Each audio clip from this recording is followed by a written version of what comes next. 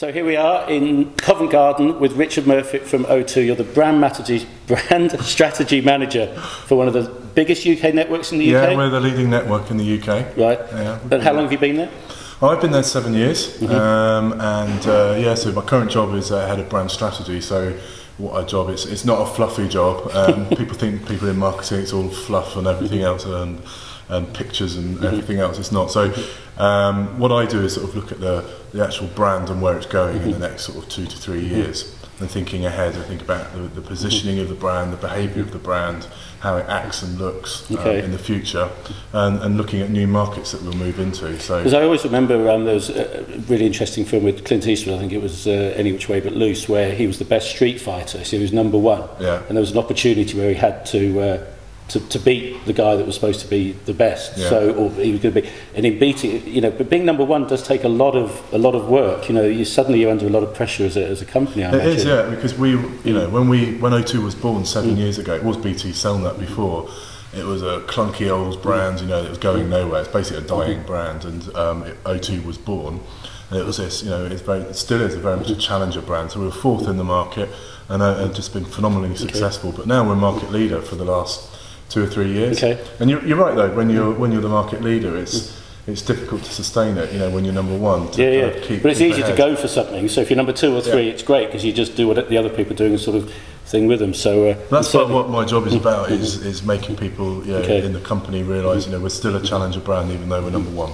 Cool. Yep. So products and things within O2. I know there's. I saw the thing that's on the fridge that allows everyone to manage at home. The Joggler. I mean, I just find stuff like making technology functional for people to use. Rather than just something that's a good idea. Yeah. So is that sort of taken off? Have you got other things coming through like that? Or? Yeah. I mean, I think what O2 is about, even our brand, is about making everything simple, intuitive, and easy. Because there's so much technology out there. It's completely bewildering for everybody. There's so much to choose from, and what people really want is things that make things easy. And there's the Joggler was a great example of how to sort of organise family lives. So you literally on the fridge you've got there something where you can text in and you can tell everyone in the family where you are and remind each other of appointments, and you just organise the family and make it easy. So I think things like that just are fascinating. Guys, we're just going to quickly taste some food, and then we're going to come back to my best subject, which is the iPhone and data use and the network and everything. So we're just going to start with the Olives Atal snack pack. This is the chili puffs. Now just try one of these. Great. You get in from work, you've got gin and tonic or a beer. Is this going to blow me off? Blow my head off? No. If I taste it, it's not really that hot, trust me. That's just not too strong, actually. No, you're right. Very nice. And it's also quite filling as well. I mean, not filling, it's not what I call a light snack, like a crisp or something that you sort of keep eating. When you've had 3 or 4, you actually feel, they're nice. Nice little aftertaste. Get stuck in the teeth. I keep licking them away. But that's where Charles. I could eat a whole packet of Charles them. supplies toothpicks probably for that very reason. So, little company down in Sturminster. Well, I say little company. They're a great big company. Sturminster Newton, Olives and snacks as well. They do really well. We're going to keep that one till a bit later. This is the Jeff down the Isle of Wight. The sun-dried tomatoes. These ones in chilies. Right. Now, on a pizza, Sarah and I do these with. On scrambled eggs. Sorry, my mind went blank there. Nice, and it's not too... because a lot of the sun-dried tomatoes, you can just get that immediate bang, and it's just too much, but it's quite soft, but then there is an aftertaste there which sort of lingers. We definitely have them on scrambled eggs. In a salad, they're really nice. We put them in something like a Mexican breakfast dish that Sarah does with chorizo and stuff like that. Works really well with that in the mornings. No, I love pizza and pasta is probably what I eat most of all. Right. I'm a veggie, so... I was going to say, guys, Richard's a vegetarian, so things like that must fit in really well. Coming up with ideas. That is just on the edge of hot for me, so you can tell I'm a bit of a lightweight, guys. You're a bit hoarse. Now, this is a product from the States. It's in the World Food section. It's under the American Food, Authentic American Food Company. Now, this is Cozy Peanut Butter. Cozy. Now, it's from a company called Cozy. Now, they're over 100 years old. They're based in the States. They're still using machinery that was post-war. So they haven't changed. They cleaned it, by the way. It hasn't changed at all. It's one of the original ways that the peanut butter was made. It's 100% peanut butter. Wow. And so there's not all these extra ingredients and everything else. Okay. And it's absolutely, isn't that awesome? And it really sort of sticks in the mouth, doesn't it? And holds. Yeah. It's plate ground, as I said, and it's just an old style of making peanut butter. A lot of the other companies have gone for more mass-produced things. They've actually got a really interesting video on the website, guys. Click on World Foods, authentic American food, and there's 3 or 4 videos on there back-to-back, but the cozy peanut butter one's first. But isn't that great? That's amazing, yeah. On toast in the morning. Yeah. Sarah's had it there. We've done a satay with it. It's not. Is it a creamy one or is it quite? That's a creamy, but it's got, because they use the plate grind and not a conventional mechanical grind. It keeps those little bits of peanut in there. Yeah. So the crunch is even crunchier. Not that we've got that one, but this is the smooth. It really looks like that kind of 50s American sort of packaging or advertising, doesn't it? But family business, guys, artisan. You know, that's what everything about. So they're from the States, but guys, they still represent everything that we try to look for in the market. Sea salt, Anglesey sea salt. You all right? Yeah, we're good. We've got 5 or 6 flavours in the market.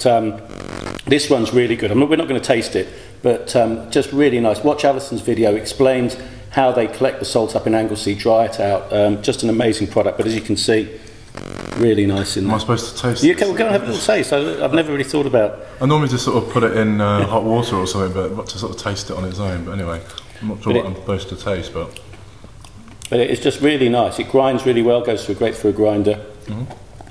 Melts on the tongue. There we go. Yep. So, but guys, the Helamon sea salt, so definitely check that out. That's one of my favourite products, and they're really, really nice people as well. So we're just going to try this one. This is from the chili company, hot Harabino jelly. Now, there's a real spicy theme going on here, isn't there? Yeah. Which is not good for me. I'm probably not going to taste this one. Okay. Now, this one, they've won Great Taste Awards for these guys. They've got 5 products in the market. They entered them all into the Great Taste Awards, and 3 of them won gold stars. So, guys, you must check these products out. Right. This one makes a great glaze, really nice on a cheese sandwich. Wow, that's bite to that one. Is there? Yeah. Right, guys, I'm going to move straight on. I'm not going to taste that one, otherwise I'm not going to be able to. If you're not into spice, then maybe Dennis, not that one. But that is very nice. Adrian and Denise, based in Suffolk, they planted their own 5,500 plants, and they now make all the products from the plants that they've grown in Suffolk. So really artisan, a proper family business. You know, a couple have got this business together, and they've come up with some great products. But I've just said it before, but to enter 5 products in the Great Taste Award, and for 3 of them to get gold stars, guys, it's really good, really impressed. No, it's definitely worth those stars. Definitely. People have seen me choke on this one before, so I'm definitely not going to taste this one. Mr. Singh's curry sauce, chili sauce, sorry.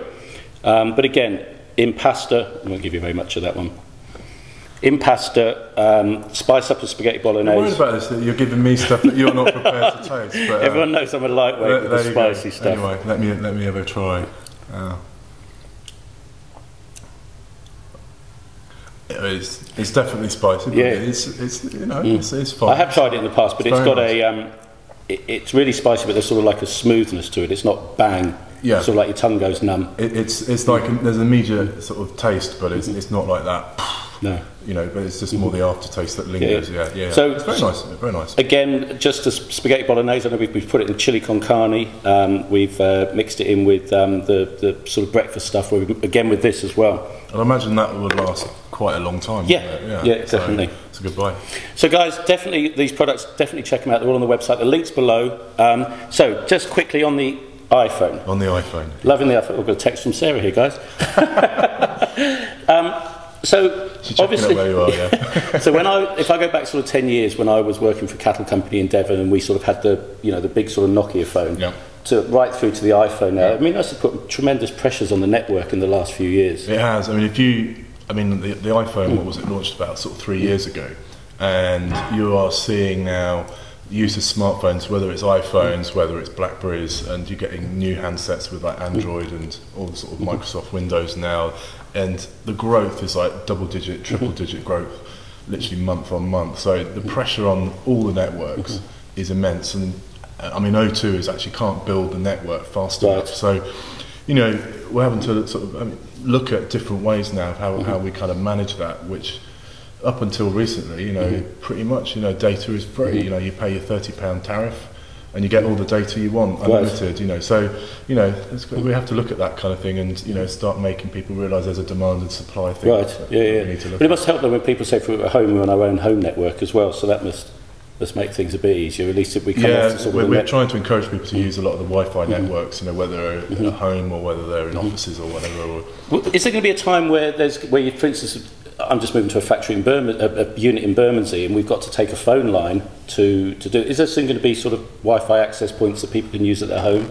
Is that something I heard, or is that something I just? Well, you can through your own home broadband. You can, you can have like Wi-Fi in the home already as it is. But I think probably in years to come, it's this kind of idea of a kind of global Wi-Fi network. Yes, that's the sort of thing I was... So like covering a whole area. Yes. It's kind of very democratic and open to everybody. Hey, again, how that will get to that point, but they're trying to, I think, was it Boris Johnson is trying to get London Wi-Fi network I think, in time for the Olympics. Oh, right. Yeah, I saw they do something on the tube as well. I see one of the tube lines is about to have a Wi-Fi access point on it. So. Yeah, and they're looking to try and get a network on there as well, so you can actually... Don't know if that's a good thing or bad thing. I know, it's funny, in Japan and Hong Kong you can, all the underground is fully net. In fact, use your telephones. Yeah. And it's just, there is that something thing about being on the tube in London where there is that silent, apart from the squeak of the wheels. But it's the one haven where no one can make a phone call.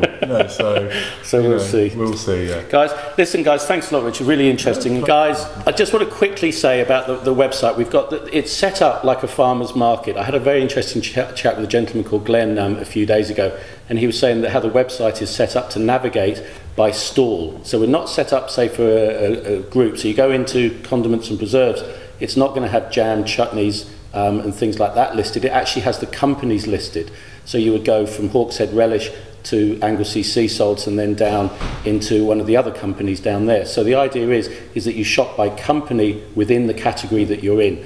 Look at what's in their stall or on their table. They've normally got 6 products in there. They've then got the video on the right-hand side, which matches up with the products in many cases that are in the market, but certainly the company history is what you're after, just like you would be at a farmer's market. Farmers markets are about finding out about who made the food and then taking it home.